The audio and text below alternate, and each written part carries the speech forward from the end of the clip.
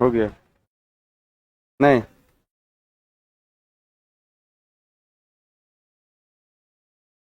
हो गया।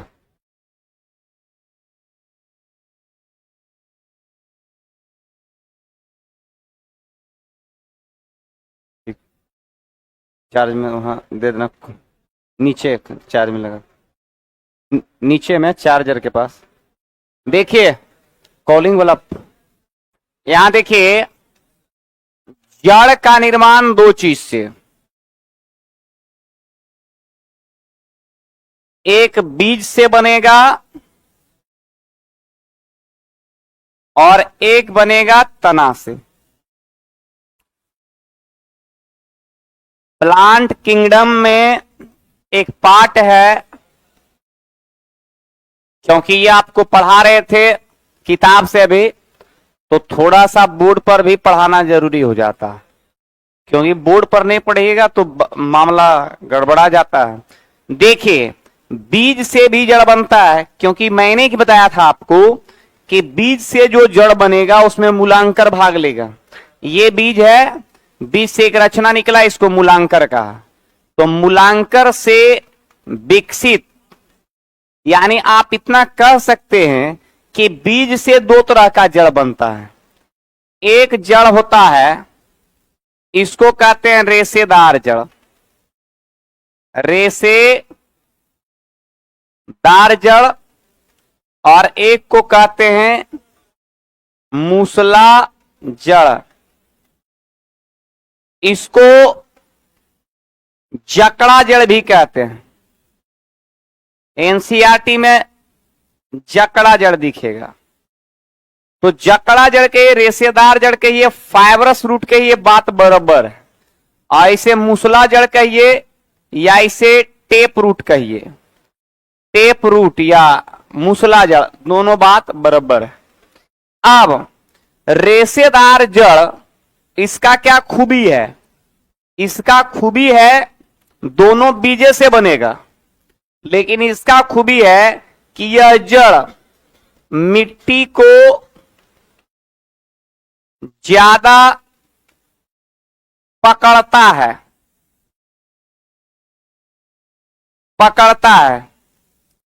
दूसरा पॉइंट, ये बहुत ज्यादा रेशेदार होता है, तो ये ज्यादा मिलेगा। इस प्रकार का जड़ एक बीज पत्री वाले पौधे में एक बीज पत्री वाले पौधे में इस प्रकार की जड़ें पाई जाती है।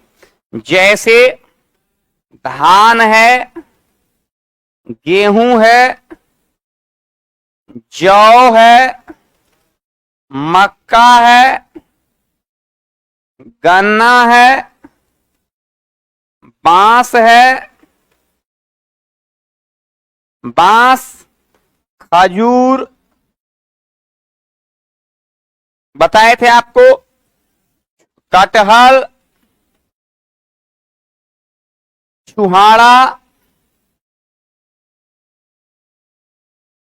लीची,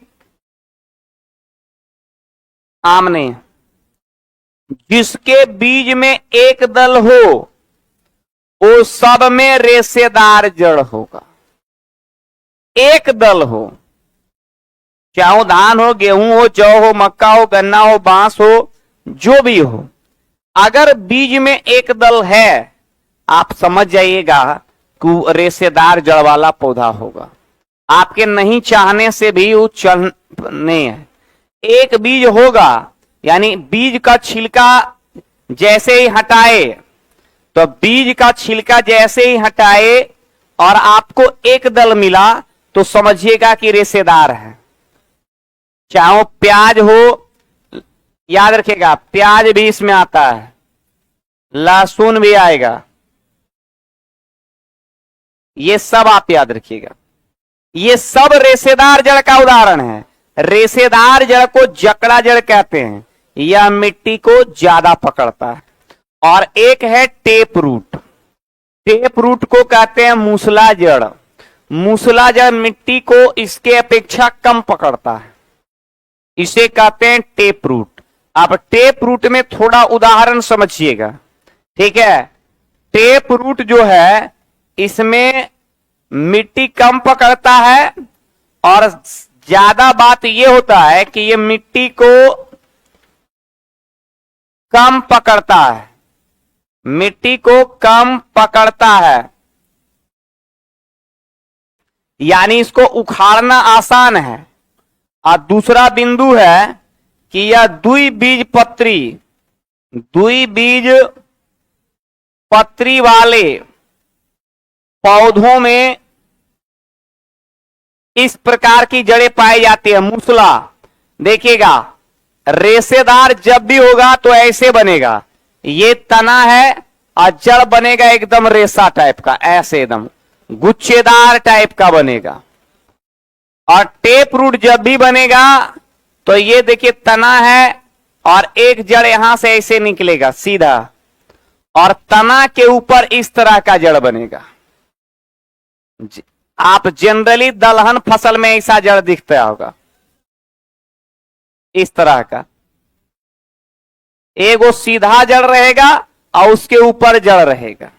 तो ऐसा जड़ जो एगो सीधा सीधा दिखेगा आपको, और इसमें कोई सीधा नहीं दिखेगा, सब एक के जैसा दिखेगा। तो इस तरह का जड़ रेशेदार फाइब्रस कहलाता है, और इस तरह का कहलाएगा टेप। तो द्विबीजपत्री वाले पौधे में जो जड़ बनेगा उसे कहेंगे मूसला जड़। क्या कहा जाएगा? मूसला जड़। अब देखिएगा, यहां पर अगर आपसे प्रश्न पूछे कि बताओ भैया द्विबीजपत्री कौन होता है, तो आप यहां उदाहरण हम यहां लिख देते। उदाहरण में द्विबीजपत्री में जैसे हम एग्जाम्पल लिख देते हैं, बीज बहुत है लेकिन एग्जाम्पल में क्या पूछेगा ये समझिएगा। जैसे आपको पूछे जनरली तौर पर रबी फसल में, जैसे चना, मसूर, अरहर,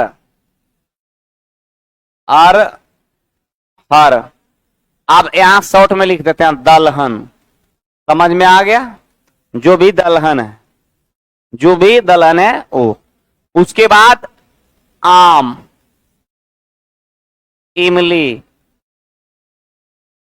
काजू, बादाम, मूंगफली, जामुन, ठीक है, दलहन, आम, उसके बाद खीरा, तरबूज, खरबूज, ठीक है। ये सब जो भी है ये आप याद रखना, ठीक है। जनरली तौर पर आप याद रखिएगा। और इस तरह का जड़ और किसमें पाएगा? गाजर, मूली, गाजर, मूली, सलजम, चुकंदर, शकरकंद,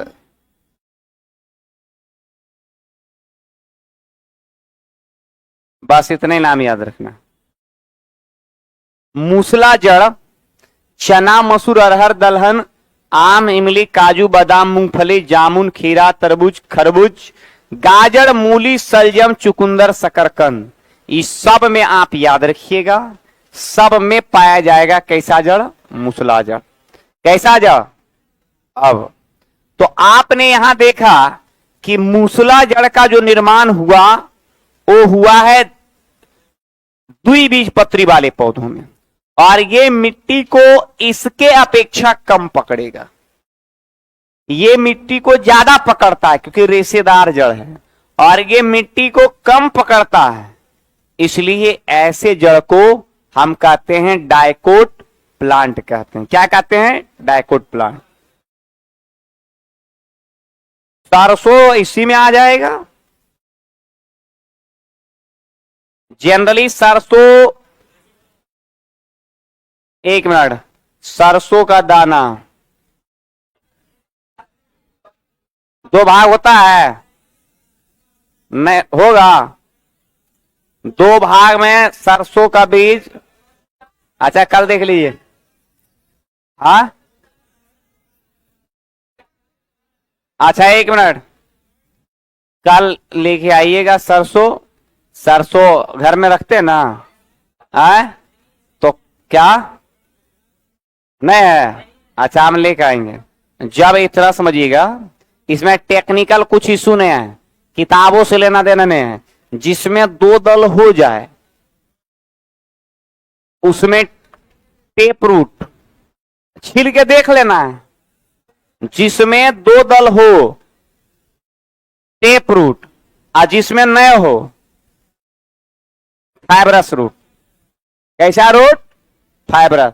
वो देख पता चल जाएगा आपको, ठीक है।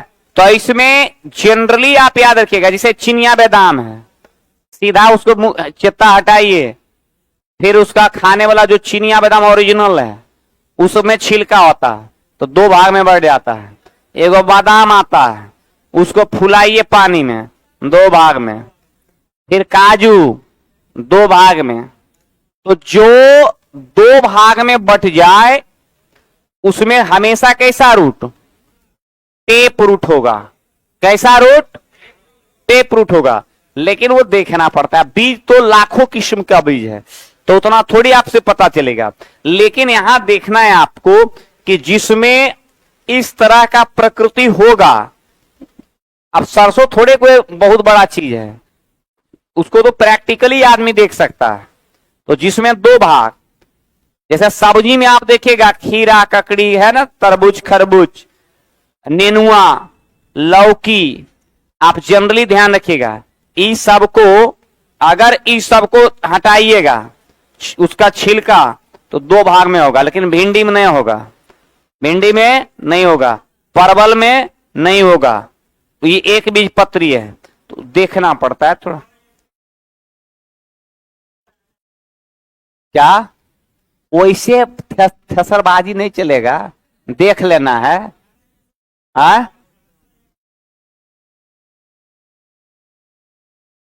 वो आप, अच्छा मसूरी वाला कैसन होता है? मसूरी का वो तो रेशेदारे देखे में लगता है। वैसे नहीं देखना है जैसे आप सोच रहे हैं, नहीं समझे। एगो जड़ मेन होगा और उस पर जड़ होगा।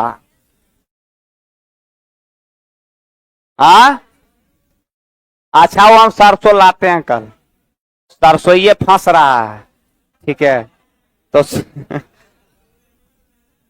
सरसों ऐसा नहीं कि मिलिए जाएगा, वो तो अभी हम मान ले नीचे उतरेंगे दुकान से ले आएंगे, कोई रख लिए होगा, ठीक है। सरसों का तो यूज हो ही जाता ना, सरसों तो घर घरे में मिलेगा। मछली में, हाँ मछली में, मछली में बिना सरसों का मछली नहीं होगा। मछली में वो तो मिल जाएगा, होटलों में मिल जाएगा, जरूरी होटल वाला रखता है। रस जो मांस मछली बनाता है वो जरूर रखता होगा। बोलिएगा कि थोड़ा लाइए, पढ़ेंगे, आप पढ़ के झाड़ देंगे आपको। भूत भगाने के लिए सरसों ये इस्तेमाल होता है। चलिए ये समझ में आ गया क्या? पपीता, पपीता होता है, पपीता होता है।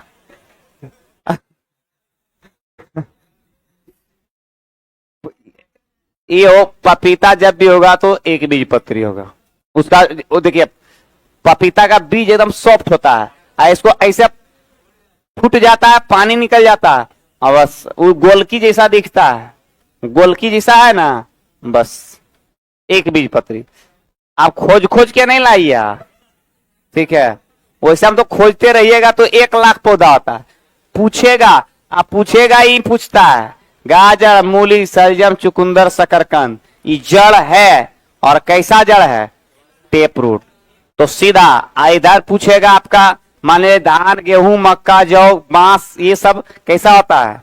हाँ, ये मिट्टी को ज्यादा पकड़ेगा ये, इसलिए प्राय इसको काटना जरूरत पड़ता है। इसको ज्यादातर उखाड़ना। जैसे मूंगफली गुजरात जाइएगा, उखाड़ लेगा, क्या करेगा, उखाड़ लेता है।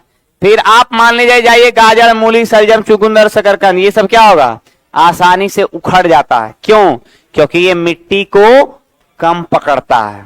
तो बीज से कितने प्रकार का जड़ बना, दो, एक रेशेदार जड़ और एक रेशेदार और एक, समझ में आ गया? हाँ ठीक है। अब आप फिर बायोलॉजिकल टर्म पूछेगा, किसी से पूछिएगा कि भैया जो रेशेदार जड़ होता है बनता है बीजे से, लेकिन दो कंडीशन है। कंडीशन क्या है ये समझिएगा, ये आपको कहीं नहीं मिलेगा, इसलिए नहीं बताएगा, जानबे नहीं करता है आदमी, बात समझिएगा। क्योंकि जनरली वही बता सकता है जो मेडिकल में पढ़ा है, मेडिकल का तैयारी किया, वो लड़का बताएगा आपको, दूसरा नहीं बताएगा। देखिए ई जड़ बनेगा दूसरा कंडीशन से, बनेगा दोनों बीजे से, लेकिन दोनों अलग अलग कंडीशन है। जब बीज अंकुरित हुआ और मूलांकर सीधे सीधे सीधे जमीन में चल गया तो बनेगा टेप रूट। लेकिन जब मूलांकर निकला और निकलने के बाद ही मूलांकर, हमेशा आप याद रखिएगा, निकला और कुछ दिन के बाद ही मूलांकर मर गया, समाप्त।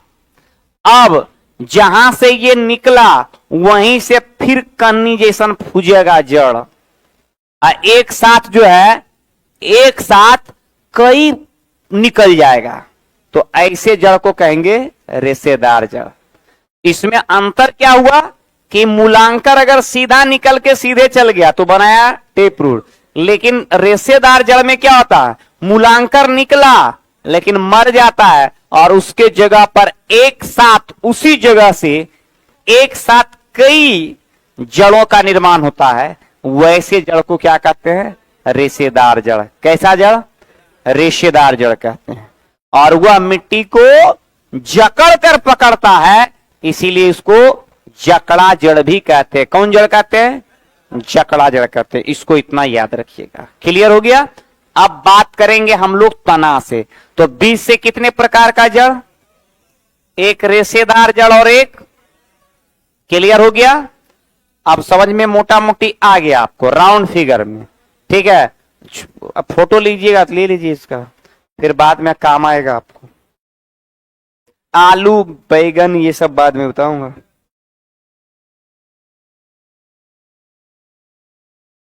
नहीं जना रहा है, आर जाइए न उधर पाकिस्तान में बैठिएगा तो जनाएगा, वहां से नजदीक उतना कैमरा वहां से खींच लेगा, कैमरा खींचेगा नजदीक वाला जो है वहीं से खींच रहा है जूम करके।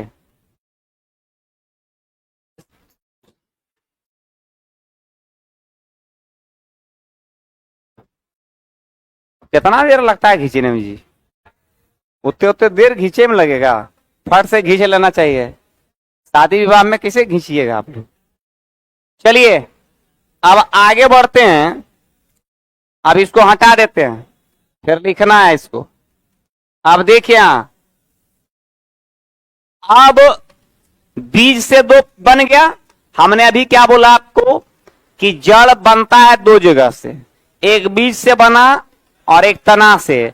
अब बीज से दो तरह का बना, एक बना रेशेदार और एक, चलिए अब एक है तना से। अब तना से जो जड़ बनेगा, कई प्रकार के जड़ बनेगा, अलग अलग नाम है सबका। देखिए साहब, तना से जो जड़ बनेगा वो कई नामों से आपको पूछा जाएगा। एक जड़ बनता है तना से, बरगद में, रबड़ में आप देखे होंगे, हर एक गांव में आपको बरगद, पीपल, बर, महुआ, आम, नीम, ये सब हर एक गांव में मिल जाएगा बिहार में। आज जो गांव में ही नहीं मिला वो गांव में नहीं, समझिए वो गांव का आदमी बेकार है। इसलिए बेकार है कि पर्यावरणीय दृष्टिकोण से वहां का आदमी अच्छा हो ही नहीं सकता है, धार्मिक और संस्कृति के अनुसार हो ही नहीं सकता है। क्योंकि जिस गांव में पीपल, बर, नीम, तुलसी ना हो तो समझिए कि वो आदमी उस गांव का आदमी भूत है। इसलिए भूत है क्योंकि भूत को भगाने के लिए हम लोग मरने के 13 दिन बाद पीपल में पानी डालते हैं। तो जो गांव में पीपल का पानी पीपल नहीं होगा तो बताइए भूत किसे भागेगा? तो दूसरा गांव में भूत भगाना जाना पड़ेगा। तो पीपल मिल ही जाएगा आपको, ठीक है। पीपल बरगद बिना गांव का होगा ही नहीं। आपके गांव में है तो फिर हमको लगा नहीं है, हमको लगा कि जो है हाँ, तो जरूरी है। अब आप देखे होंगे कि बरगद का पौधा बहुत झमटदार होता है, पीपल का भी बड़ा होता है, और छाया के दृष्टिकोण से, पक्षियों के दृष्टिकोण से, पर्यावरणीय दृष्टिकोण से इसका काफी महत्व है, ठीक है। तो यहां पर बरगद में, रबर में आप देखे होंगे बरगद और रबर में तना से झूला के समान एक जड़ बरगद में देखे होंगे, बरबला में, पीपल बला में नहीं निकलता है। बरगद में झूला के समान एक जड़ें निकलती हैं, निकलता है। आप देखिएगा कि पूरा एकदम झमटदार लाल टाइप का, एकदम पूरा रेशेदार टाइप का लटकता है, और लटकते लटकते लटकते लटकते जमीन में चल जाता है। तो उस तरह का जड़ कहां से निकला? तना से। कहां से? तो बरगद और रबड़ के तना में झूला के समान लटकती जड़े को कहते हैं स्तंभ जड़। कौन जड़? स्तंभ जड़ कहते हैं, या इसको कहते हैं prop root, PROP, prop root. तो बताइए प्रोप रूट कहां से निकला? बरगद और रबड़ के तना से। क्लियर? दूसरा, गन्ना, मक्का और बांस। गन्ना, मक्का और बांस के तना से भी एक लाल रंग का जड़ निकलता है उसका ऊपरा से। आप मकई में देखे होंगे कि यहां पर जो गांठ होता है वहां से बगलवा में लाल लाल जड़ निकलता है, और ऐसे करके नीचे में हिल जाता है। होता है कि नहीं होता है? होता है। तो वो भी तना से निकल रहा है। तो इस तरह का जड़ को कहते हैं अवस्तंभ जड़ कहते हैं, और इसको अंग्रेजी में कहते हैं स्टिल्ट रूट। तो बताइए स्टिल्ट रूट कहां पाया जाएगा? गन्ना, मक्का, बांस, तना से निकल रहा है, ठीक है। आप देखे होंगे पान का पौधा। पान इधर होता है बिहार में, कहीं कहीं। कहां होता है? कहीं होता है जी, इधर कहीं होता होगा बिहार में, जहां हो। तो पान के पौधा में तना से एक जड़ निकलता है, और पान के पौधा से तना में जो जड़ निकलता है उसको कहते हैं आरोही जड़। आरोही जड़ कहा जाता है, और इसको कहते हैं क्लाइंबिंग रूट। क्लाइंबिंग रूट कहा जाता है। आरोही जड़ जहां पकड़ेगा वहीं लिपट जाएगा, ठीक है। जहां पकड़ेगा वहीं लिपट जाएगा। एक है सुंदरबन में एक पौधा है सुंदरी, और एक है राइजोफोरा। राइजो इसमें दलदल में ही होता है, और दलदल के नीचे से निकलता है एक जड़। तो इस जड़ को कहते हैं न्यू मेटाफोर जड़। न्यू मेटाफोर जड़ कहा जाता है, और यह जड़ को श्वसन मूल भी कहते हैं। तो सब निकल रहा है तने से। एक जड़, मेघालय जाइएगा तो एक पौधा होता है ऑर्किड का। ऑर्किड का पौधा जो होता है, इन नॉर्थ ईस्ट में जाइएगा तो इस पौधा के तना से, इस पौधा के तना से एक जड़ निकलता है और इसको कहते हैं अधिपादप जड़। अधिपादप जड़ कहा जाता है, या इसको कहते हैं एपीफाइटिक रूट कहते हैं, एपीफाइटिक रूट कहा जाता है, अधिपादप जड़। तो प्रश्न आएगा कि जड़ का काम क्या है, तो ई जड़ करता क्या है, ऑर्किड वाला जो तना से निकलता है ये वायुमंडलीय आर्द्रता को एब्जॉर्ब करता है, पानी को खींचता है, क्योंकि पौधा को पानी भी चाहिए। प्रोप रूट जो है इसका कार्य है कि ये भी तना से निकलता है और निकलने के बाद ये मिट्टी में चला जाता है और उस पौधे को मजबूती और जल मुहैया कराता है। स्टिल्ट रूट का भी यही काम है। आरोही जड़, ये जड़ तना से निकलता है और जिस पौधे पर या मान ले किसी चीज पर अगर ये पकड़ लिया एक बार तो आसानी से उसको लिपट लेता है और उस पौधे को मैकेनिकल सपोर्ट प्रदान करता है। और एक है न्यू मेटाफोर जड़, इस सुंदर बन के सुंदरी पौधा और राइजोफोरा में निकलता है और इसे कहते हैं श्वसन मूल के नाम से भी जाना जाता है। तो यहां पर न्यू मेटाफोर जड़ किसमें पाया जाएगा, सुंदरी और राइजोफोरा में। निकलेगा सब तना से, पान के तना से निकलने वाले जड़ को क्या कहेंगे, आरोही जड़। गन्ना मक्का बांस में जो निकलेगा उसे कहेंगे स्टिल्ट रूट। और बात रह गया बरगद और रबड़ में झूला के समान जो जड़ बनेगा उसे कहेंगे स्तंभ जड़। कैसा जड़, स्तंभ जड़ कहेंगे। वो जड़ सीधा नीचे जाएगा और मिट्टी की ओर पकड़ लेगा और उसे मजबूती प्रदान करेगा, क्योंकि जड़ का एक मूल काम यह भी है कि वह पौधे को मजबूती देता है, पौधे को मैकेनिकल सपोर्ट प्रदान करता है। तो बताइए कि स्तंभ जड़ या प्रोप रूट किसमें पाया जाएगा, बरगद और निकलेगा कहां से, गन्ना और मक्का बांस में कैसा जड़ या स्टिल्ट रूट। पान के पत्ता में कैसी जड़ें हैं, आरोही जड़ें या क्लाइंबिंग रूट। सुंदरी और राइजोफोरा में कैसा जड़, न्यू मेटाफोर, न्यू मेटाफोर। और ऑर्किड के पौधे में कैसा, अधिपादप यानी इपीफाइटिक, इपीफाइटिक रूट, अधिपादप जड़।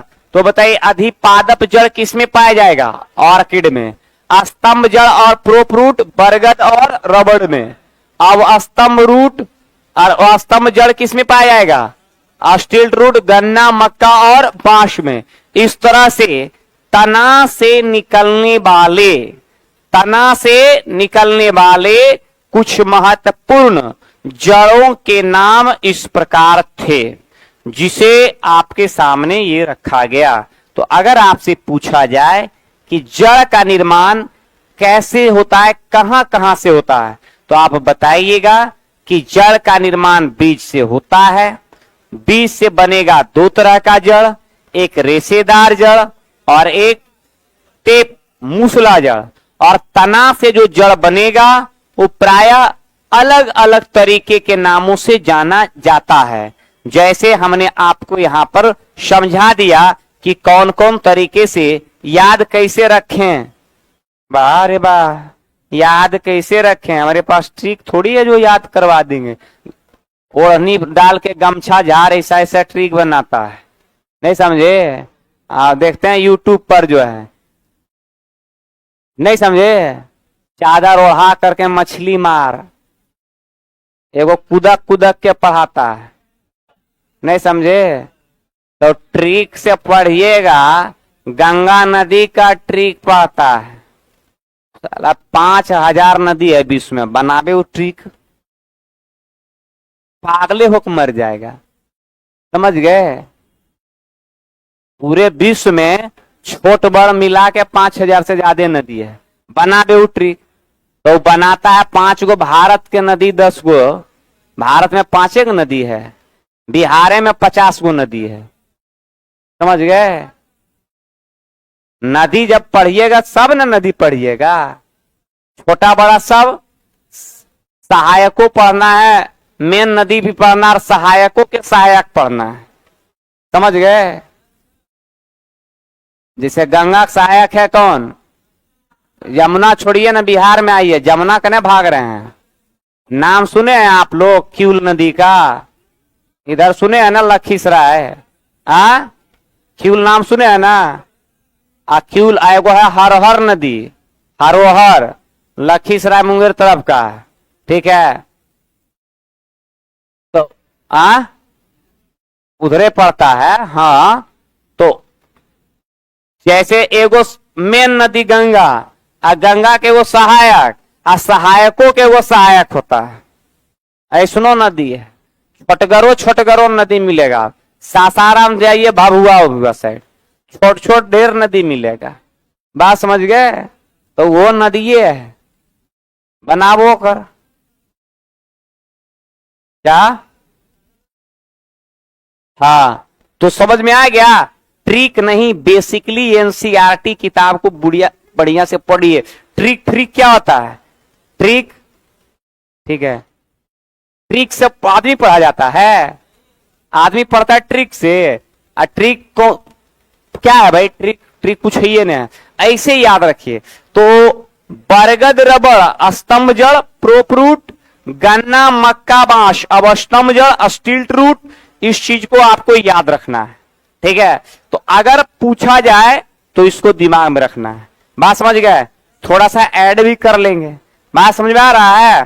तो बताइए स्तंभ जड़ या प्रोप रूट किस में पाया जाएगा, बरगद रबर में झूला के समान जड़ निकल रहा है, गन्ना मक्का बांस अब स्तंभ जड़ या स्टिल्ट रूट। पान का पौधा का महत्व पता है, इसलिए है कि पान का पौधा अगर धरती पर लगाइएगा खत्म हो जाएगा, क्योंकि उसको पलानी देना पड़ेगा आपको। आप देखिएगा कि अभी लगा हुआ है जेठुआ फसल, इधर एकदम चल जाइए, इधर आप पूरा गंगा वाला एरिया में, गंगा के किनारे वाला एरिया में चले जाइए, पूरा जो गंगा के किनारे आसपास का जो जिला है, तो वहां पर आप चले जाइएगा तो सब पलानी पर अभी डाले हुए हैं, समझ रहे हैं क्यों, क्योंकि अभी जमीन पर अगर पौधा का लत्ती रहेगा तो खराब हो जाएगा। ये अभी अक्टूबर नवंबर दिसंबर वाला नहीं है, पौधा लत्ती है जो दूसरे क्वालिटी का है, ठीक है। तो पलानी पर पान का पौधा को पलानी पर इसलिए रखा जाता है कि पान का पत्ता बिकता है, पान का पत्ता बिकता है, पान में जितने पत्ता उतने रुपया, रुपये समझे दे रहा है, नहीं समझे, मतलब एक टकिया दो टकिया लटकल है उसमें, समझ रहे हैं। मतलब कहने का मतलब है कि जितना उसमें निकलेगा, समझिए निकला हो, निकल गया एक टकिया इधर से, फिर इधर से निकल रहा है, समझ रहे हैं, तो वो एक टकिए है। तो बताइए आदमी किसान सोचेगा ना कि रोज 200-400 टकिया निकले, माने पत्ता निकले, निकलेगा कैसे भैया। तो पलानी पर उसको दीजिएगा, उसको सेवा कीजिएगा तो निकलेगा, और उसको धरती पर बिछा दीजिएगा तो पत्ता क्या हो जाएगा, क्योंकि भैया उसको पानी भी तो चाहिए, तो पानी जड़ में चाहिए, अब पानी पड़ जाएगा पतबे पर तो पत्ता सब हो जाएगा पीला, अब पीला होके वो खराब हो जाएगा, खराब हो एको कटी दाग पकड़ा तो पूरा पान खराब आपका हो जाएगा, ठीक है, वो जाली नोट हो जाएगा।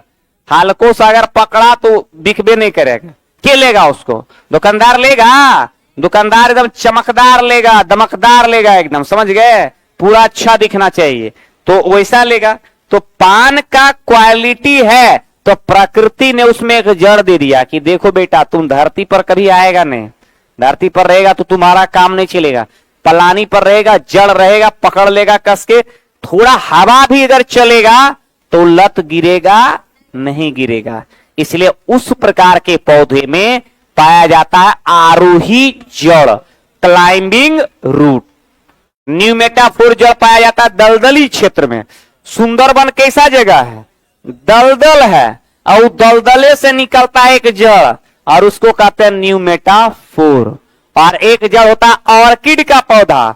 आप अरुणाचल प्रदेश जाइएगा, आप मेघालय जाइएगा, तो वहां जब आप जाइएगा तो देखिएगा कि ऑर्किड का पौधा में झूला के समान जड़ लटक रहा है। तो देखिएगा कि वो जड़ क्या करता है कि वायुमंडलीय आर्द्रता को खींच लेता है, पानी को खींच लेता है, ह्यूमिडिटी को, और पौधा को पानी दे देता है। तो वहां पर सबका काम क्या है? सबका काम अलग अलग है। तो पता चल गया होगा आपको यहां पर, ठीक है?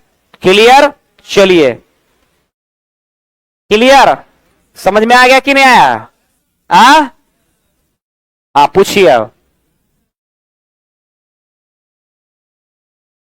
अच्छा, वो तो अभी बताएंगे। अभी आपको इतना ही ध्यान रखना है। अभी पढ़ा रहे हैं क्या? अभी अच्छा, अभी ये तना न पढ़ा रहे हैं? अच्छा, एक मिनट। अच्छा, नहीं, तना नहीं पढ़ा रहे हैं। तना से निकलने वाला जड़ है। तना से लिख देते हैं, तना से निकलने वाला, हाँ गड़बड़ा जाएगा, निकलने वाला जड़। ये तना नहीं पढ़ा रहे हैं, ये जड़े पढ़ा रहे हैं। तो तना से निकलने वाला जड़, गाजर, मूली, सलजम, चुकंदर, शकरकंद, ये जड़ है। हल्दी, प्याज, लहसुन, आलू, अदरक, ओल, ये सब है तना। मिर्च, टमाटर, ये जो इधर दिखे आपको, इतना जड़े है ना तना है। ये उदाहरण है फल का। किसका? फल का। जो भी फूल से बने वो सब फल है। अभी नहीं कहेगा कि आम आई सब्जी, वो नहीं है, वो क्या? फल ही है। भले हम उसको डिसाइड किए हुए कि सब्जी है, आई फल है, ठीक है? तो फल का मतलब नहीं कि सब्जी, अगर बैगन फल दे रहा है तो नहीं कहता कि इस बार फसल क्या है, ठीक है, फल इस बार ठीक दे रहा है। जैसे अगर कोई आदमी मिर्च की खेती करता है, कोई आदमी टमाटर की खेती करता है, तो क्या बोलता है कि इस बार फल अच्छा लगा है, फल अच्छा इस बार लग रहा है। तो फल अच्छा लगने का मतलब जो फूल से बना हो। मिर्च पहले फूल रहेगा तब ना फल बनेगा। टमाटर है, खीरा है, ककड़ी है, तरबूज है, नेनुआ है, आप ये जितना चीज देख रहे हैं उस सब बनने से पहले क्या है? पहले बनने से पहले फूल। बिना फूल का वो बनेगा नहीं। तो फूल अलग है, हम बताएंगे। फल का रिलेशन अलग से होगा। अभी हम आपको क्या पढ़ा रहे हैं? जड़, तना, पत्ती, फूल, फल, बीज। कहीं पौधा में पढ़ाए हैं सब्जी? सब्जी का चर्चा किए हैं? नहीं। फल का चर्चा होता है, सब्जी का चर्चा नहीं होता। और फल में हम सिर्फ आमे और अमरूद का चर्चा नहीं करेंगे। फल में हम अगर पौधा मिर्च का बात करेंगे तो मिर्च रूपी फल का चर्चा करेंगे। बात समझ में आ रहा है? तो इसको ध्यान रखना है। क्लियर? समझ में आ गया यहां पर? तो यहां पर अब हम लोग बात करेंगे। अब जड़ तना में थोड़ा सा डिसाइड कर लेना है। तो अभी तक हम क्या पढ़ रहे थे? जड़। अभी तक क्या पढ़ा? जड़। अब थोड़ा सा डिसाइड कर लेते हैं, ठीक है? डिसाइड ये कर लेते हैं कि इसको मैं हटा देता हूं। अब ये लिखते हैं। अब अगर जड़ तो पता चल गया कि भैया प्रोप रूट होता है, स्टिल्ट रूट होता है, आरोही जड़ होता है, जो जड़ें हैं। क्योंकि जड़ दो जगह से बना है, एक बीज से बना है और एक तना से बना है, ठीक है? अब जड़ में मेनली पूछेगा आपको दो। गाजर पूछेगा, ये जड़ का उदाहरण है। मूली पूछेगा, सलजम पूछेगा, सलजम, चुकंदर, शकरकंद, ये किसका उदाहरण है?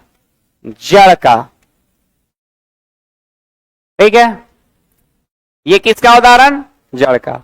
अब थोड़ा सा जड़ का कार्य देख लीजिए, क्या इसका काम है। जड़ तो पता चल गया कि जड़ रेशेदार जड़ होता है, टेप रूट होता है। थोड़ा कार्य समझिए इसका।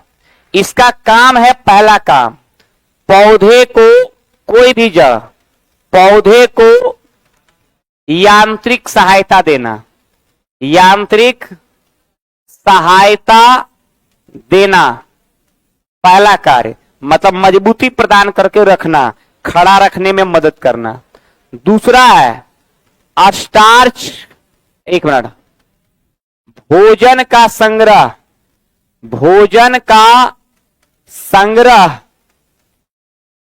स्टार्च के रूप में करना, स्टार्च के रूप में करना, के रूप में करना। पौधे को मैकेनिकल सपोर्ट देगा, भोजन का संग्रह स्टार्च के रूप में करेगा, ठीक है। और तीसरा है पानी का अवशोषण करना, अवशोषण करना, यह विधि परासरण कहलाएगा, यह विधि परासरण कहलाता है। यह विधि क्या कहलाएगा? परासरण। तो जड़ में फाइनली कार्य पूछा जाएगा तो पौधे को यांत्रिक सहायता देना, भोजन का संग्रह स्टार्च के रूप में करना, पानी का अवशोषण करना, ये मेन कार्य है और यह विधि कहलाता है परासरण। तो जड़ का ये कार्य आप याद रखिएगा। जड़ में क्लोरोफिल नहीं होता है, जड़ में प्रकाश संश्लेषण नहीं होता है, ये ध्यान रखना है। जड़ का निर्माण बीज के मूलांकर से होगा, इसको ध्यान रखना है। जड़ का निर्माण फाइनली पूछेगा तो बीज के मूलांकर से होता है, लेकिन कुछ जड़ें पौधों में तना से निकलती है, जिसे हमने अनेक नामों से आपको बताया, जैसे prop root, stilt root, climbing root, epiphytic root, pneumatophore root. और एक और जड़ होता है जिसे कहते हैं ग्राफ्टिंग रूट, और यह ग्राफ्टिंग रूट याद रखिएगा निकलता है खास करके जब हम किसी पौधे का कलम काटते हैं, आम का, ग्वाभा का, जब हम तना को छील करके बरसात के समय छील देते हैं, उसमें मिट्टी बांध देते हैं, चमकीली बांध देते हैं, 15 दिन, 20 दिन, 1 महीना के बाद वहां से जड़ निकलता है। उस तना से जो जड़ निकलता है उस जड़ को कहते हैं ग्राफ्टिंग रूट कहते हैं। ग्राफ्टिंग रूट मतलब वैसा जिसको हम कलम जड़ भी कहते हैं। कौन जड़ कहते हैं? कलम जड़ कहते हैं या ग्राफ्टिंग रूट कहते हैं। ऐसे आम के तना को आप काट के लगाइए, लगेगा? नहीं लगेगा। अमरूद का पौधा को काट के लगाइए, लगेगा? नहीं लगेगा। सोहजन लगेगा, सोहजन डायरेक्ट लगेगा, गुलाब डायरेक्ट लगेगा, ओड़हुल डायरेक्ट लगेगा, लतेड़ा होता है वो भी फेंक दीजिए लग जाएगा, ठीक है, लत्तड़ का जो होता है, ठीक है। अब कंडीशन यह है कि कुछ तो डायरेक्ट लग जाता है, लेकिन कुछ तना को लगाने के लिए पहले उसमें ग्राफ्टिंग करना पड़ता है, उसको छिलना पड़ता है, उसमें मिट्टी साटना पड़ता है, उसको बांधना पड़ता है, तब जाके जड़ निकलता है, जैसे आम में, अमरूद में। और उस प्रकार के जड़ को कहते हैं ग्राफ्टिंग रूट कहा जाता है, कलम जड़ कहते हैं उसको। तभी वो जड़ निकलेगा, फिर उसको काटिए और फिर उसको लगाइए, तभी पौधा बढ़ेगा। नहीं तो आम का पौधा का तना काहे ना लगता है? लगता है, काट के लगाइए, जीवन में नहीं लगेगा। लगेगा? नहीं लग सकता। तो इस तरह का जड़ का संबंध था, इसको याद रखिएगा। गाजर, मूली, सलजम, चुकंदर, शकरकंद, ये सभी किसके उदाहरण हैं? जड़ का। किसका?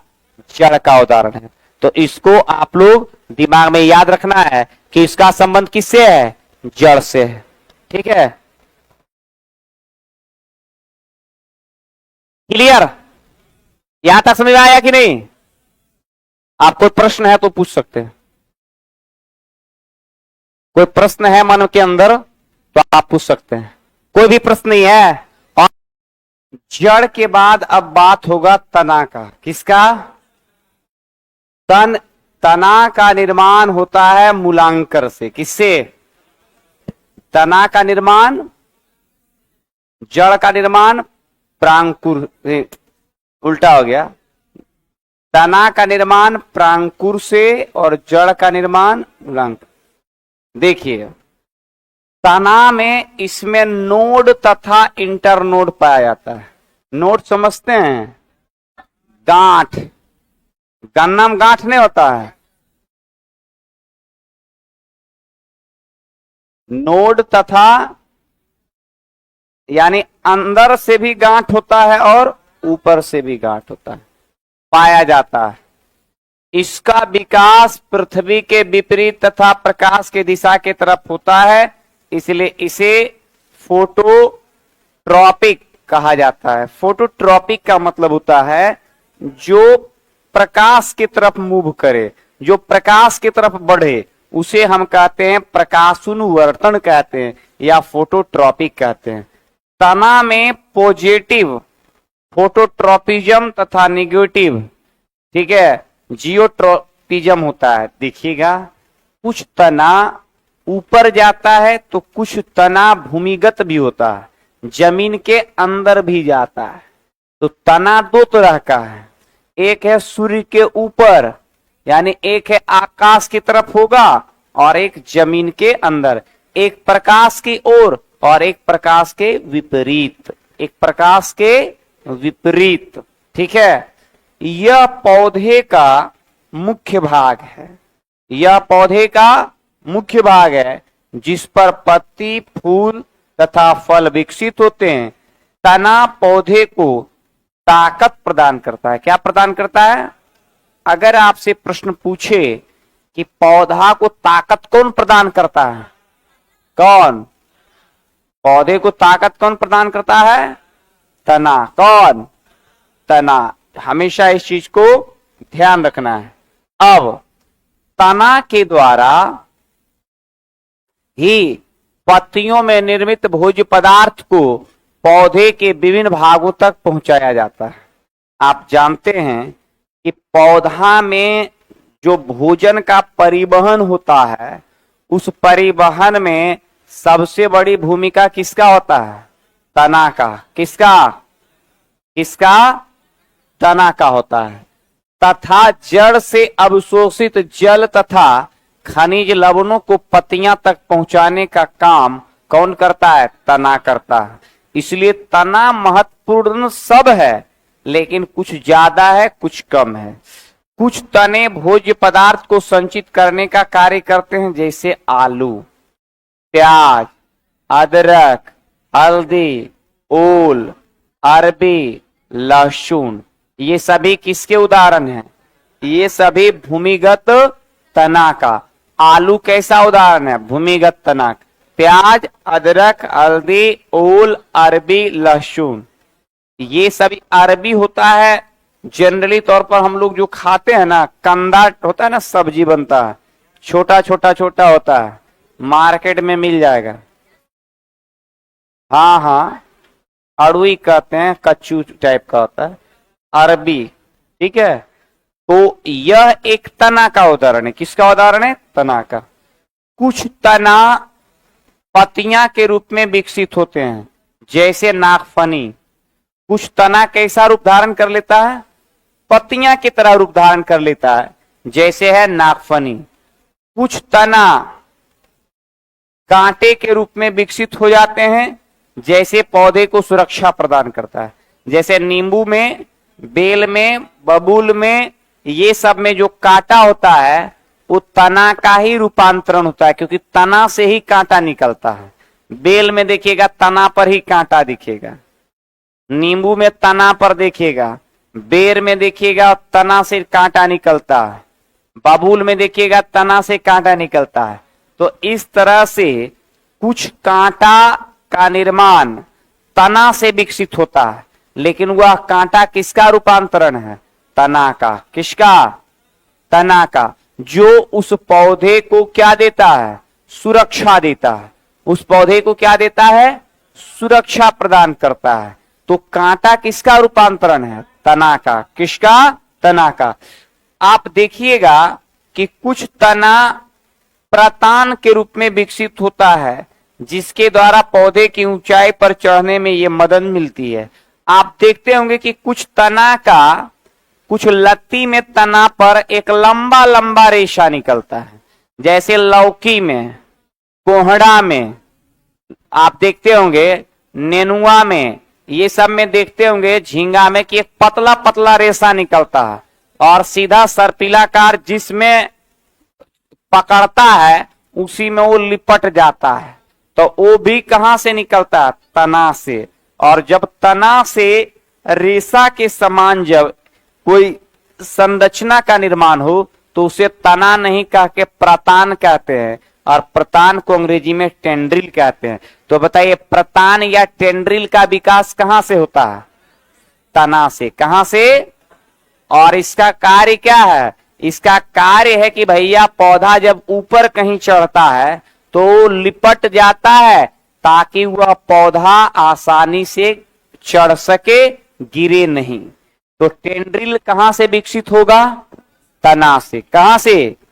तना से। ठीक है, याद रखिएगा इसको। द्वारा पौधे की ऊंचाई पर चढ़ने की मदद मिलता है। कद्दू, करेला, खीरा, ककड़ी सब में मिल जाएगा। ठीक है, तो टेंड्रिल समझ में आ गया, प्रतान समझ में आ गया। अब देखिए यहां पर, अब बात करेंगे पत्ती का। किसका? पत्ती जो होता है यह पौधे का विकास के दृष्टिकोण से सबसे महत्वपूर्ण है। मतलब पत्ती सबसे मुख्य कार्य ये करता है कि यह भोजन का निर्माण करता है। किसका निर्माण? अगर आपसे प्रश्न पूछा जाए कि पौधे का सभी अंग महत्वपूर्ण है, पौधे का सभी अंग महत्वपूर्ण है, लेकिन इनमें ध्यान रखना है आपको, पत्तियां इसलिए ज्यादा महत्व है क्योंकि पत्ती क्या बनाता है? भोजन का निर्माण। किसका निर्माण? भोजन का निर्माण। अब बिना भोजन का पौधे का विकास संभव नहीं है, इसलिए पौधे के विकास में पत्तियों का एक बहुत बड़ा रोल ये है कि वह भोजन का निर्माण करता है। क्योंकि अब देखिए, पत्ती पौधा का एक महत्वपूर्ण भाग है जिसके द्वारा कई महत्वपूर्ण कार्य किए जाते हैं, जिसके द्वारा बहुत ही क्या महत्वपूर्ण कार्य किए जाते हैं। ठीक है, पत्तियों के किनारे पर सूक्ष्म छिद्र पाए जाते हैं, जिसे क्या कहते हैं? रंध्र कहते हैं, अस्टोमाटा कहते हैं। यानी वह छिद्र रंध्र कहलाता है। रंध्र के मदद से O2 तथा CO2 का विनिमय का कार्य होता है। यानी जो छिद्र होता है उससे एक तरफ ऑक्सीजन निकलता है और एक तरफ से जाता है, तो CO2 का जाना, ऑक्सीजन का निकलना, ये क्रिया क्या कहलाता है? ये क्रिया कहलाता है विनिमय। और विनिमय क्रिया होता कहां है? अस्टोमाटा में। कहां? अस्टो विनिमय क्रिया कहां होता है? विनिमय क्रिया कहां? अस्टोमाटा में। अगर प्रश्न पूछा जाएगा कि विनिमय क्रिया कहां होता है? अस्टोमाटा में। इसलिए इसे पौधे का श्वसन अंग कहा जाता है। इसलिए इसे पौधे का क्या कहते हैं? श्वसन अंग। पत्तियों के सतह पर एक विशेष प्रकार की कोशिका पाई जाती है जिसे कहते हैं हरित लवक। क्लोरोप्लास्ट का निर्माण होता है, जिसके द्वारा प्रकाश संश्लेषण की क्रिया क्या होता है? संपन्न होता है। तो फाइनली ये ध्यान रखना है कि प्रकाश संश्लेषण की क्रिया संपन्न कहां होता है? पत्तियों में। और अगर पत्ती ना रहे तो प्रकाश संश्लेषण की क्रिया संपन्न नहीं होगा, पौधे भोजन का निर्माण नहीं करेगा, पौधा का विकास संभव नहीं है। इसलिए पत्तियां पौधे के विकास में सबसे बड़ा योगदान पत्तियों का होता है। अब देखिएगा, पत्तियों पर सूर्य की रोशनी के कारण तापमान बढ़ने से पत्तियों से जो है जल वाष्प के रूप में बाहर आते हैं, जिससे तापमान को नियंत्रित किया जाता है। इस क्रिया को वाष्पोत्सर्जन या ट्रांसपैरेशन कहा जाता है। कहने का तात्पर्य यह है कि जब पौधे का स्टोमाटा खुलता है, यानी सूर्य का प्रकाश पत्ती पर पड़ता है, तो स्टोमाटा खुल जाता है और पानी वाष्प के रूप में बाहर निकलता है। यह क्रिया ट्रांसपायरेशन या वाष्पोत्सर्जन कहलाता है। तात्पर्य यह है कि कोई भी पानी कब निकलेगा बाहर शरीर से, जब तापमान गर्म रहेगा, तापमान में टेम्परेचर रहेगा, तभी पानी निकलेगा। अगर तापमान नहीं रहेगा तो पानी का निष्कासन नहीं होगा। अर्थात सूर्य का प्रकाश जब पत्ती पर पड़ेगा तभी ट्रांसपायरेशन की क्रिया ज्यादा से ज्यादा होगी। रात्रि में छोटे पौधे जल द्वारा अवशोषित जल के कारण, आप देखते होंगे कि छोटा छोटा जो पौधा होता है वो रात्रि क्या करता है, जल पानी को खींच लेता है। तो यहां दिया गया है कारण, एक प्रेशर का निर्माण होता है जिसे रूट प्रेशर कहते हैं। यानी रात में एक रूट प्रेशर होता है, जड़ में एक दबाव बनता है। इस दबाव के कारण पत्तियों के शीर्ष भाग से जल बिंदु के रूप में यह बाहर आ जाता है। यानी रात्रि में क्या होता है कि पानी को एक प्रेशर बनता है, बस वो खींच लेता है, खींच करके पत्ती के ऊपर क्या करता है, किनारे किनारे जमा कर देता है। तो जो पत्तियों के किनारे किनारे पानी का जो बूंद जमा होता है वह कहलाता है बिंदु स्राव। क्या कहलाता है? और इसे कहते हैं गुटेशन कहते हैं। क्या कहते हैं? गुटेशन कहते हैं। कुछ पत्तियां कांटे के रूप में रूपांतरित हो जाती है, जिससे पृष्ठ क्षेत्र का मान कम हो जाता है। परिणाम स्वरूप ट्रांसपायरेशन की दर कम हो जाती है, जिससे कम पानी में भी यह विकसित होता है। बात को समझिएगा। कुछ पत्तियां के ऊपर कांटे का रूप धारण हो जाता है। कुछ पत्तियां किसका रूपांतरण कर लेती हैं? कांटे का रूपांतरण कर लेती हैं। या कुछ पत्तियां बिल्कुल छोटी होती हैं। कुछ पत्तियां क्या होता है? छोटा होता है। या कुछ पत्तियां इस तरह से होता है। ठीक है, तो होता क्या है कि जब पत्तियों का पृष्ठ तनाव, पृष्ठ क्षेत्रफल का मान कम होगा तो सूर्य का प्रकाश उस पर कम पड़ेगा। और जब सूर्य का प्रकाश किसी पत्ती पर कम पड़ेगा तो हमेशा आप याद रखिएगा कि उसमें ट्रांसपैरेशन की क्रिया क्या होगा? कम होगा, जिससे पानी का निष्कासन क्या होगा?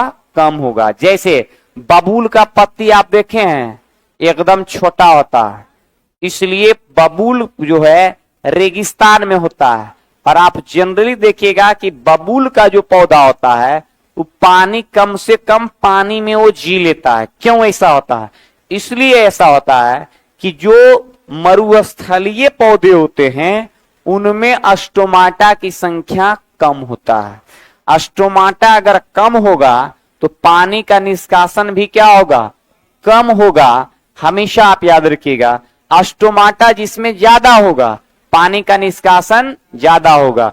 इसलिए मरुस्थलीय पौधों में स्टोमाटा की संख्या क्या होगा? ज्यादा या कम? कम होगा। इसलिए पानी का निष्कासन ज्यादा या कम? इसलिए कम पानी में भी वह क्या होता है? आसानी से जीवित रह जाता है। कौन? खास करके मरुस्थलीय पौधा। और मरुस्थलीय पौधा को क्या कहते हैं? जीरोफाइटिक प्लांट कहते हैं। क्या कहते हैं?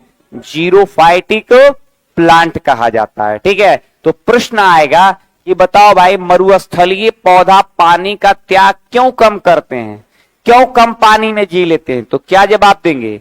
मरुस्थलीय पौधों में उनके पत्तियों में स्टोमाटा की संख्या कम होती है, जिससे पानी का निष्कासन कम होता है और पौधे का विकास के साथ साथ कम पानी में भी ये आसानी से सरवाइव कर लेता है, अपना विकास कर लेता है। इसको दिमाग में रखना है हम लोग को। ठीक है, अब देखिए विकसित हो जाता है। अब दूसरा है, ट्रांसपायरेशन का कम होने से वाटर लॉस कम होता है। अगर ट्रांसपायरेशन की क्रिया मान के चलिए कम होगा तो पानी ज्यादा लॉस होगा कि कम लॉस होगा?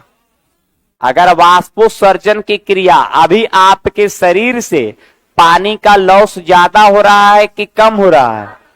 जनवरी में क्या था, ज्यादा या कम? तो पानी की आवश्यकता भी आपको ज्यादा है कि कम है? ज्यादा है। क्यों? क्योंकि ट्रांसपैरेशन ज्यादा हो रहा है, पानी ज्यादा निकल रहा है। अभी पानी ज्यादा क्यों निकल रहा है?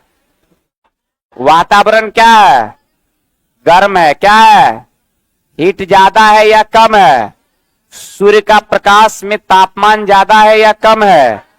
तो भैया जब ज्यादा है तो वाष्पीकरण क्रिया ज्यादा होगा या कम होगा? तो पानी ज्यादा निकलेगा या कम?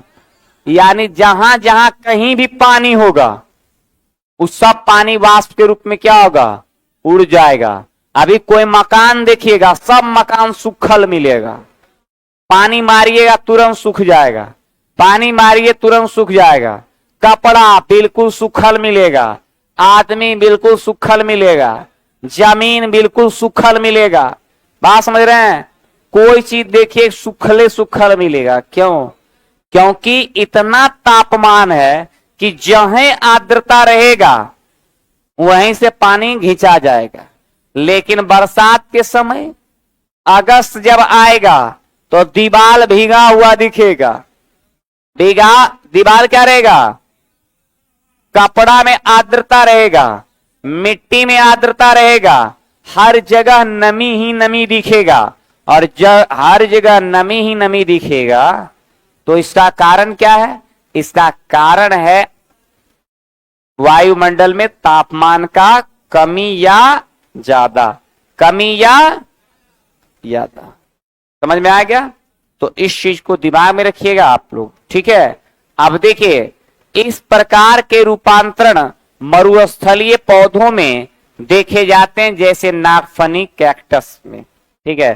कुछ पत्तियां टेंड्रिल के रूप में रूपांतरित हो जाती है, जिससे आसपास की वस्तुओं को पकड़ने का कार्य किया जाता है। आपको अभी मैंने बताया कि कुछ पौधों में प्रतान निकला था, और मटर के पौधा आप देखे होंगे तो उसमें भी आगे टुस्सा जिसको कहते हैं, क्या कहते हैं? टुस्सा, नाम सुने ना? तो टुस्बा के ऊपर आप देखे होंगे कि एगो लंबा लंबा रेशा निकलता है, सर्पिलाकार, तो उसे कहते हैं प्रतान। क्या कहते हैं? क्या कहते हैं? तो कुछ पत्तियां भी किसका निर्माण करता है? प्रतान का। कुछ तना भी प्रतान का निर्माण करता है। तो पत्तियों में भी प्रतान का निर्माण होता है और तना में भी प्रतान का निर्माण होता है। तो खास करके आपने देखा होगा मटर के पौधे में। किस पौधे में? मटर के पौधे में। अब कुछ पौधे की पत्तियां घड़े के रूप धारण कर लेती है या रूपांतरित हो जाती है। इसे घड़े में कीट को पकड़कर कार्य किया जाता है, जिससे कीटों के सड़े हुए शरीर से नाइट्रोजन प्राप्त किया जाता है। इस प्रकार के पौधे को कीटभक्षी पौधा कहते हैं। अब समझिएगा, कुछ ऐसे पौधे की पत्तियां होती हैं जो घड़ा का रूप धारण कर लेती है। किसका? घड़ा का। और कीटभक्षी पौधा में फूल बड़ा सुंदर होता है। फूल क्या होता है? सुंदर होता है, जिससे कीड़े मकोड़े काफी मात्रा में आकर्षित होते हैं और उसका पत्तियां घड़ा का रूप धारण कर लेता है। अब जैसे ही कीट उसके अंदर गया, कीट उसके अंदर चला गया, कीट उसके अंदर चला गया, अब वहीं वो कीट समाप्त हो गया। अब कीट खाकर कोई भी कीट भक्षी पौधा नहीं रहता है। हमेशा आप याद रखिएगा, कीट भक्षी पौधा कीट को इसलिए खाता है क्योंकि जिस मिट्टी में वो उगता है उस मिट्टी में नाइट्रोजन की कमी होती है, इसलिए वह कीट से भोजन नहीं नाइट्रोजन की प्राप्ति करता है। किसकी प्राप्ति करता है? नाइट्रोजन की प्राप्ति करता है। अगर आपसे कोई पूछे कि बताओ भैया कीट भक्षी पौधा क्या कीट खाकर अपना जीवन यापन करता है? नहीं, प्रकाश संश्लेषण करता है, भोजन का निर्माण करता है। कीट इसलिए खाता है क्योंकि जिस जगह वो जन्म लेता है उस मिट्टी में नाइट्रोजन की कमी होती है, अर्थात वह नाइट्रोजन की आपूर्ति किसको खाकर करता है? कीट को। किसको? कीट को। ऐसे पौधे को कीटभक्षी पौधा कहते हैं। और कीटभक्षी पौधा में नाम पूछेगा तो आप याद रखिएगा, नाम लिखा हुआ है ड्रोसेरा। नाम क्या है? ड्रोसेरा। नाम है नेपेंथिस। नाम है यूट्रिकुलेरिया। नाम है यूट्रिकुलेरिया। नाम है पिंगुएला। आप याद रखिएगा, यूट्रिकुलेरिया, ड्रोसेरा, नेपेंथिस, पिंगुएला, ये सभी कीटभक्षी पौधे हैं। कौन पौधे हैं? कीटभक्षी पौधे हैं। कैसे पौधे हैं? कीटभक्षी। ड्रोसेरा, नेपेंथिस, यूट्रिकुलेरिया, पिंगुएला, ये सभी किस प्रकार के पौधे हैं? कीटभक्षी पौधे के अंतर्गत आते हैं। और ये हमेशा आप याद रखना है कि कीट खाकर अपना जीवन यापन नहीं करता है। ये कीट से सिर्फ क्या प्राप्त करता है? नाइट्रोजन प्राप्त करता है। बस यही पॉइंट आप याद रखिएगा, क्योंकि कीटभक्षी पौधा भैया प्रकाश संश्लेषण क्रिया में भाग लेता है, खाना बनाता है, सिर्फ उसको क्या चाहिए? नाइट्रोजन चाहिए। तो कीटभक्षी पौधा नाइट्रोजन कहां से प्राप्त करता है? कीट से। किससे? कीट से। बस इसी बिंदु को आपको याद रखना है। नेक्स्ट, यह एक कीटभक्षी पौधा है, काफी अट्रैक्टिव दिख रहा है आपको, ठीक है। और इसी में क्या होता है? अट्रैक्टिव पार्ट होता है। इसी को देख करके कीट आकर्षित हो जाता है, और जब आकर्षित हो जाता है तो इसी के अंदर चला जाता है, और जब चला जाता है तो फिर वो निकलता नहीं है, क्योंकि उसका मुख ही बंद हो जाता है, और फिर वहीं वो डिकम्पोज हो जाता है, सड़ जाता है, और उसी से वो नाइट्रोजन की प्राप्ति कर लेता है। इसलिए यह पौधा को कहते हैं कीटभक्षी पौधा। क्या कहते हैं? कीटभक्षी पौधा। याद रखिएगा इसको। नेक्स्ट, अब बात करेंगे हम लोग फूल का। फूल का अध्ययन क्या कहलाता है? फूल का अध्ययन कहलाता है एंथोलॉजी। फूल का अध्ययन, फूल का अध्ययन, फूल का अध्ययन, फूल का अध्ययन एंथो, आप ध्यान रखिएगा, फूल का अध्ययन एंथो, बोलिए क्या? पतझड़ काहे होगा?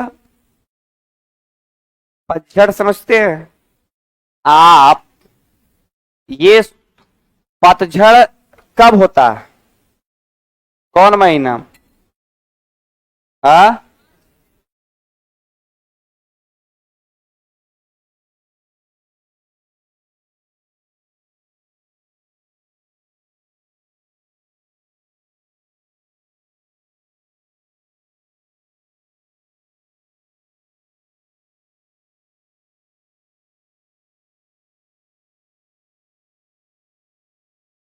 पतझड़ का मौसम आया है, सावन आया, भादो आया। देखिएगा, पतझड़ का जब मौसम आता है तो पत्ता एक एक करके गिरता है कि एक ही दिन गिर जाता है? ऐसा सुने कि भैया शनिचर है, अब पीपर का पत्ता हर हरा के पूरा स्वाहा।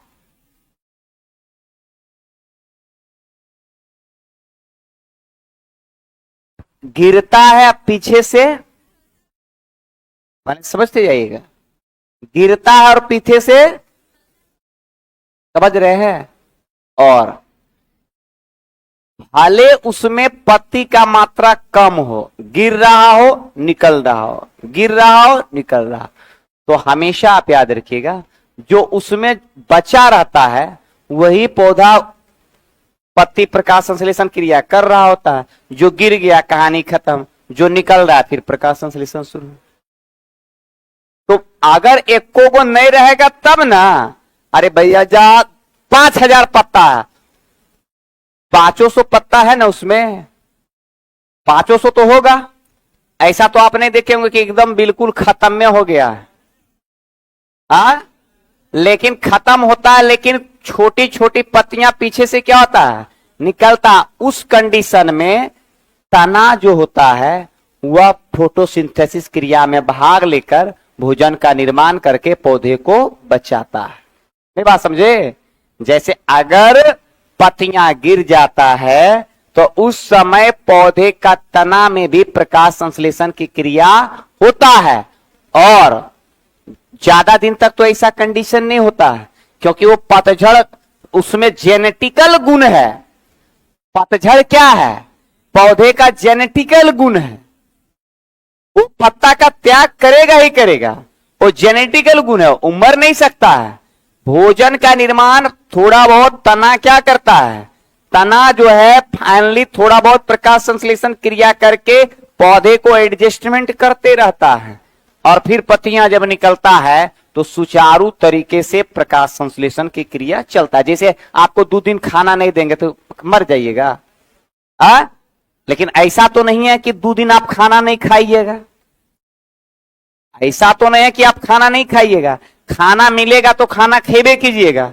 लेकिन अगर कोई परिस्थिति आ जाए और 2 दिन खाना ना मिले तो क्या आदमी मरेगा? नहीं मरेगा, क्योंकि उसका ये जेनेटिकल गुण है आदमी का कि 2 दिन जीवित रह सकते हैं। ठीक है, उसी तरह से पौधा, जो पतझड़ पौधे होते हैं, उसका ये जेनेटिकल गुण है। वो पौधा भी हुआ ऐसे 100 साल पहले वाला जो पौधा था उसमें भी पतझड़ का बात था, उससे 1000 वर्ष पहले था वो भी पतझड़ का बात था। तो उसमें एक जेनेटिकल गुण आया है और वो सरवाइव, क्योंकि उसका पूर्वज भी सरवाइव किया है। ऐसा नहीं कि आज जो हम पीपल देख रहे हैं तो 100 साल पहले पीपल नहीं होगा, वो भी उस समय भी पीपल रहा होगा। तो जब इसके पूर्वजों में ऐसा गुण था तो गुण इसमें भी ऐसा गुण होगा, इसलिए सरवाइव कर लेता है। वो बहुत बड़ा इशू नहीं है। अब फूल जो होता है, मेनली फूल 4 भागों में बटा होता है। कितने भागों में? अगर आपसे कोई प्रश्न पूछे कि फूल कितने भागों में बटा होता है? 4। कितने भाग? 4। देखिए, आप देख रहे होंगे कि ये वाला भाग कहलाता है वाह्यदल पुंज। पुष्प के 4 भाग, कैलिक्स, कोरोला, एंड्रूसियम, गाइनोसियम। पहले ये पुष्प आपको दिख रहा होगा, ठीक है। पुष्प में कितने भाग होते हैं? 4। पहला अगर आपको पूछा जाए तो पुष्प में 4 भाग कौन कौन होता है ये पहले समझिएगा। इसको हटाइए पहले, ठीक है, क्योंकि ऐसे आप नहीं समझिएगा। पुष्प में 4 भाग होता है। कितना भाग? 4, ठीक है। पहला को कहते हैं वाह्यदल पुंज, कैलिक्स कहते हैं। क्या कहते हैं? कैलिक्स। और कैलिक्स किसको कहा? इसको देखिए, ये वाला भाग क्या है? कैलिक्स। और इसे कहते हैं वाह्यदल पुंज, जो बाहर की ओर हो। दूसरा भाग है कोरोला, ये ललका जो है वो है कोरोला। और यहां से लेके ये वाला जो भाग है इसको कहते हैं हम लोग जायांग, और ये वाला भाग जो है पुमंग है। क्या है? तो पुमंग को कहते हैं नर भाग, पुमंग को नर भाग, जायांग को मादा भाग। मादा भाग तो नर और मादा किसको कहा जाएगा? हमेशा आप याद रखिएगा। दिक्कत हो रहा है क्या? ये दिक्कत चल रहा है? देखिए, जायांग या गाइनोसियम, या आपसे कोई पूछे, अगर आपसे कोई पूछे कार्पेल, कार्पेल, या पूछे स्त्री केसर, स्त्री केसर, तो ये चारों नाम अगर पूछेगा, जायांग, गाइनोसियम, कार्पेल या स्त्री केसर, ये मादा भाग है। कौन भाग है? मादा भाग। बात समझ में आया? और पुमंग को कहते हैं क्या? नर भाग। तो पुमंग पूछे, एंड्रूसियम पूछे, पुमंग को अंग्रेजी में एंड्रूसियम कहते हैं, ठीक है। और अगर ये नाम दोनों नहीं रहे तो पूछेगा कि भाई पुष्प का नर भाग को क्या कहते हैं, तो आप याद रखिएगा इसको अस्टामेन भी कहते हैं। क्या कहते हैं? या इसको कहते हैं पुंकेसर। क्या कहते हैं? तो नर भाग को 4 नाम से जानते हैं। कितने नाम से?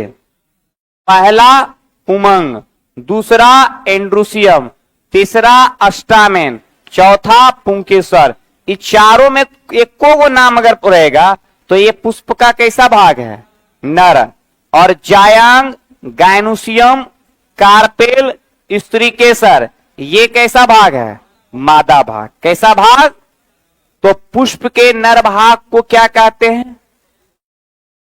नर भाग को, मादा भाग को, नर भाग, मादा भाग, नर भाग, मादा भाग। क्लियर? अब पुष्प का बाहरी भाग क्या कहलाता है? कैलिक्स। पुष्प का बाहरी भाग। अब पुष्प का एट्रैक्टिव पार्ट क्या कहलाता है? कोरोला। पुष्प का एट्रैक्टिव पार्ट, जो पुष्प का सबसे सुंदर भाग होता है उसे कहते हैं कोरोला। क्या कहते हैं? अगर आपसे कोई प्रश्न पूछे कि बताओ भैया पुष्प का ये वाला भाग सुंदर दिख रहा है ना, तो ये जो सुंदर का भाग दिख रहा है उसे कहते हैं कोरोला। क्या कहते हैं? कोरोला प्रायः रंगीन होता है। कैसा होता है? ये लाल भी होगा, ये उजला भी होगा, ये काला भी होगा, ये पीला भी होगा। तो Corolla attractive part of flower, attractive part of flower is called Corolla. मतलब पुष्प का जो सबसे सुंदर भाग हो उसे क्या कहेंगे? कोरोला। क्या कहेंगे? और इसी को देखकर कीट आकर्षित होता है। इसी को देख करके कीट क्या होता है? अगर आपसे कोई पूछे कि पुष्प का किस भाग को देख करके कीट आकर्षित होता है? कोरोला को। किसको? किसको? आप देखिएगा गुलाब है, लाल रंग का है, उजला रंग का है, पीला रंग का है। गेंदा फूल देखिएगा, लाल है, पीला है, उजला है। एगो हम लोग पढ़ते थे 10 बजिया फूल होता था, 10 बजे उगता था, तो हम लोग स्कूल 10 बजे जाते थे। ठीक है, तो 10 बजिया फूल होता था और ये कहाँ लगा रहता था? तो घर के आंगन में पिंडा उंडा जी होते थे उस पर लगा देता था, उनके ऊपर। वो फूल गया मतलब समझ में हो गया कि लगता है 10 बज गया, तो उसको कहते थे 10 बजिया फूल। कौन फूल? तो उसमें भी 10 बजीबा में भी होता था एगो लाल, एगो उजला होता था, एगो होता था धाथुरा का फूल। धाथुरा का फूल होता है व्हाइट। कैसा? एगो होता है कनेली का फूल, वो भी कैसा होता है? पीला। कैसा? ओड़हुल तो समझिए कि वो पीला भी होता है, लाल भी होता है, काला भी होता है, व्हाइट भी होता है। ठीक है, कालो होता है।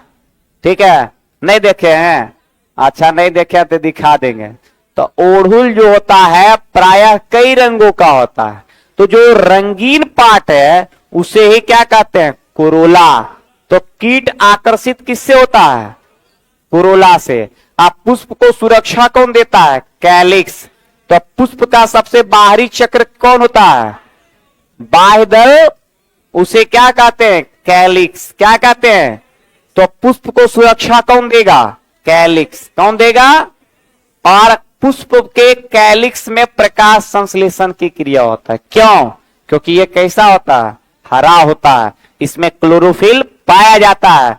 तो अगर प्रश्न पूछे कि पुष्प का वह कौन ऐसा भाग है जिसमें प्रकाश संश्लेषण की क्रिया होता है, तो जवाब देंगे कैलिक्स। यानी ये पुष्प दिख रहा है, पुष्प के कितने भाग? 4। तो प्रकाश संश्लेषण की क्रिया किसमें होगा? हाँ, बाह्य। और इसे क्या कहेंगे? कैलिक्स। क्या कहेंगे? और यह पुष्प को क्या देगा? सुरक्षा। पुष्प को, जबकि पुष्प का एट्रैक्टिव पार्ट क्या कहलाता है? जिसमें आकर्षण हो? कोरोला। क्या? नर भाग, पुमंग, नर भाग, नर भाग, नर भाग, नर भाग, नर भाग, मादा भाग, मादा भाग, मादा भाग, मादा भाग। अब फूलों के डंठल को कहते हैं पेडिकल। क्या कहते हैं? क्या कहते हैं? अब पेडिकल को हिंदी में कहते हैं पुष्प वृंत कहते हैं। क्या कहते हैं? पुष्प वृंत। यानी पुष्प का जो नीचे वाला हिस्सा जो डंठल होता है उसे कहते हैं पुष्प वृंत कहा जाता है, उसे पेडिकल कहा जाता है। फूलों में मौजूद कैलिक्स और क्लोरा नॉन एसेंशियल पार्ट माने जाते हैं, जबकि एंड्रोसियम तथा गायनोसियम एसेंशियल पार्ट माने जाते हैं। क्यों? क्योंकि ये दोनों पार्ट नर और मादा होता है, यानी ये दोनों मेल फीमेल के नाम से जाने जाते हैं, और साथ साथ ये क्या होता है, ये फर्टिलाइजेशन क्रिया में भाग लेता है। तो पुष्प का नर और मादा भाग एसेंशियल पार्ट संवेदी पार्ट होता है, जबकि कोरोला और कैलिक्स नॉन एसेंशियल पार्ट होता है। तो आपको पता चल गया होगा कि पुष्प में कितने पार्ट होते हैं, 4। कितना? पुष्प के कितने भाग? पहला, दूसरा, तीसरा, चौथा, पहला, दूसरा, तीसरा, चौथा, पहला, दूसरा, तीसरा, चौथा, पहला, दूसरा, तीसरा, चौथा। कितने टोटल कितना? टोटल नर भाग को क्या कहेंगे? नर भाग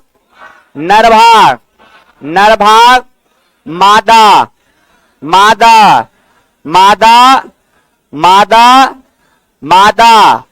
प्रकाश संश्लेषण इसमें किसमें होगा? किसमें प्रकाश संश्लेषण किसमें होगा? पुष्प के किस भाग में? बाह्य कीटों को आकर्षित कौन करेगा? दल यानी कोरोला। कौन करेगा? कीटों को आकर्षित कौन करेगा? कौन? या मनुष्यों को भी रंग से आकर्षित कौन करेगा? कौन? पुष्प के कितने भाग? कितना? पहला, दूसरा, तीसरा, चौथा। पुष्प के नीचे वाले भाग को पुष्प के नीचे वाले भाग को पुष्पवृंत क्या कहेंगे? यानी पुष्प में याद रखना है कि फूलों के डंठल को क्या कहते हैं? पेडिकल। क्या कहते हैं? या पुष्पवृंत कहते हैं, या क्या कहते हैं? पुष्पवृंत कहा जाता है, या क्या कहा जाता है? ये देखिए आपका पूरा का पूरा कुरुला है। क्या है? दिखने में अच्छा कि खराब? आकर्षण होता है कि नहीं होता है? क्योंकि ध्यान रखिएगा, एक पुष्प जो है वो फूल को सुरक्षा देता है, और एक पुष्प का भाग जो कुरुला है वो कीटों को आकर्षित करता है, मधुमक्खियों तितलियों को आकर्षित करता है, ताकि परागन की क्रिया सही तरीके से हो सके। क्योंकि पुष्प में परागन क्रिया भी होना जरूरी होता है। जैसे कोई बिजनेस को चलाने के लिए क्या होना चाहिए? बिजनेस को चलाने के लिए हमेशा बिजनेस कैसे चले, तो आदमी आएगा तब ना बिजनेस चलेगा। मान लीजिए आप गोलगप्पा का दुकान खोले हैं, चाय का दुकान खोले हैं, तो आदमी पहले आएगा तब ना आपका सामान पिएगा, खाएगा। पहले तो वहां तक को आपको पहुंचाना है। तो लड़का के जगह लड़की को रखिए, लड़की में थोड़ा सा स्टैंडर्ड लड़की को रखिए, बात समझ गए? थोड़ा सा जीन्स उस पहना के रखिए, तो क्या होगा कि स्वतः भीड़ का अट्रैक्शन होगा, लोग वहां पहुंचेंगे, क्योंकि जहां दिखता है वहीं बिकता है। क्लियर है? मार्केटिंग का क्या है? अरे भैया जहाज पर पानी कौन देता है? Air hostess. अरे भैया जहाज पर पानी तो कोई भी दे सकता है। अरे भैया रख लो 10,000 में, लेकिन एयर होस्टेज चुन चुन करके लाता है। कहां से लाता है? बात समझ गए? क्यों भैया? तो चाय बिस्कुट और की यही ना है। एयर होस्टेज का काम क्या है? जैसे कंडक्टर तहसीलता है बस में, उतनी सा हाई क्वालिटी का कंडक्टर है, पिन ओढ़ करके पैसा थोड़ा ज्यादा मिलता है, लेकिन क्यों? Attraction of passenger. बात समझ? Attraction of passenger. आप देखिएगा जितना प्राइवेट जेट है उसमें एयर होस्टेज कुल एकदम एडवांस सुंदर सुंदर मिलेगा। क्यों? क्योंकि सैलरी खूब देता है उन लोग को। बात समझ गए? आप मॉल में चले जाइए, बड़ा बड़ा मॉल में बात समझ गए? बड़े बड़े जगहों में चले जाइए, वहां पर सब क्या होगा, काउंटर पर जो रिसेप्शनिस्ट होता है वो सब लड़की मिलेगा। क्यों? एट्रैक्शन, लोगों का एट्रैक्शन। आप चले जाइए ताज होटल, कभी जाइएगा, एकदम सुंदर सुंदर लड़कियां जो है, क्या सर, आप छोड़िए, आप कभी चले जाइएगा तनिष्क शोरूम में, हथुआ मार्केट में जाइएगा, ठीक है, तब आपको पता चलेगा कैसे एट्रैक्शन होता है। लड़का कम और लड़की ज्यादा, लड़का कम और लड़की एकदम मधुर आवाज में आपसे बात करेगा, इतना प्रेम से करेगा कि नहीं चाह करके भी लगेगा हे भगवान पैसा रहता कुछ ले लेते, कुछ बात मेरे बिजनेस का पॉलिसी है, बात इतना सुंदरी से बोल देगा। Attraction of Corolla, attraction of business का ये फंडा, ठीक है, समझ में आ गया? नेक्स्ट क्लास, नेक्स्ट, गर्मी है थोड़ा 10 मिनट कम में पढ़ाएंगे। अभी बाहर जून जो है 10-5 मिनट कम पढ़ाता है, इसलिए क्योंकि लड़का मेंटेन रहे, हिट ना हो जाए दिमाग, बात समझ गए? हाँ, फिर तो रपेटेंगे तो रपेट पे करेंगे, ठीक है, तो इसको याद रखिएगा। समझ में आ रहा है? पीछे लड़का, तीनों जो अथी पर एवरेस्ट पर बैठल है, ठीक है, समझ नहीं आए तो फिर पूछ लेना है, बात समझ गए? प्राय ये करना है, समझ में आना चाहिए, क्योंकि देखिए बायो एक ऐसा सब्जेक्ट है, अगर इस जगह दूसरा सब्जेक्ट पढ़ाते ना तो और समझ में आता, लेकिन बायो एक ऐसा सब्जेक्ट होता है कि जो लड़का पढ़वे नहीं करता जीवन में, वो खाली रिप्रोडक्शन पढ़ता है। 9th-10th में अगर वो पढ़ता भी है तो खाली प्रजनन पढ़ता है, और उसके बाद वो कुछ हो नहीं पाता है। मास्टर के पास वो खाली प्रजनन तंत्र पढ़ने जाता है, वो खत्म, बायोलॉजी खत्म, समझ रहे हैं? इसीलिए लड़का कहता है नहीं समझ में आता। तुम्हारा गलती भाई नहीं है, तुम पढ़बे नहीं किया, लेकिन इतना नॉर्मल तरीके से आप समझ जाते हैं तो बहुत बड़ी बात है, ठीक है। मिलते हैं नेक्स्ट क्लास में, ओके। अभी क्या चलेगा?